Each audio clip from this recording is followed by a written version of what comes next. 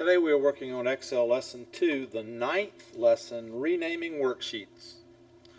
So this is what you should have open. Step 1 says double click Sheet 1 tab. Sheet 1 tab is right down here on the bottom, so double click that. The tab label for this sheet is now highlighted. Type quarter 1 and press enter. Now rename the other two tabs. Right click Sheet 2. When in doubt, right click and click rename. Enter quarter 2.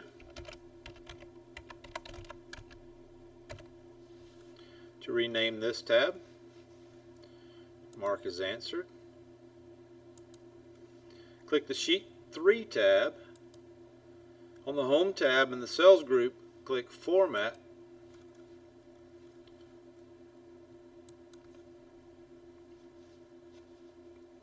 And then rename sheet. Enter quarter 3.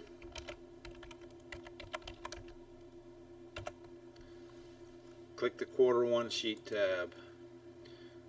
So that was 3 different ways to rename a worksheet. Congratulations, you just finished renaming worksheets.